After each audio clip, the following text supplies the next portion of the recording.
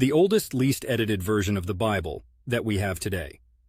When it comes to ancient texts like the Bible, the concepts of oldest and least edited are always a thrill to investigate. What we're talking about here isn't just a casually old document that's been sitting in your attic, but texts that are veritable time travelers from the distant past. Let's peel back the layers of time to find the root of our Judeo-Christian texts, and we'll discover that the oldest complete manuscripts of the Christian Bible are known as codices, a form of book that replaced the older scrolls. One of the most famous of these is the Codex Sinaiticus, dated around the mid-4th century AD. This ancient tome is an incredible collection that includes the entire New Testament and a substantial portion of the Old Testament in Greek, including books that were later considered apocryphal. But if you're a purist and you're asking about the oldest texts of the Hebrew Bible or the Tanakh, well, we must turn our eyes to the Dead Sea Scrolls. These fragments, found in Qumran near the Dead Sea, are dated from the 3rd century BC to the 1st century AD.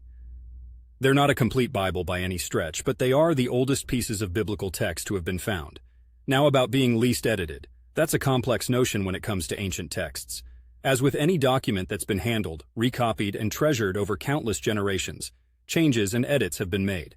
However, textual scholars have devoted their careers to studying these variations, and in many cases, the Dead Sea Scrolls have confirmed the remarkable accuracy with which scribes copied the biblical texts. It's worth mentioning that the Codex Sinaiticus isn't without its differences when compared to modern Bibles. It includes passages and individual words that don't appear in later versions, and some beloved stories like the account of Jesus and the woman taken in adultery are absent. In Portland, Oregon, where I reside, appreciating the past while forging new paths seems to be part of the city's fabric.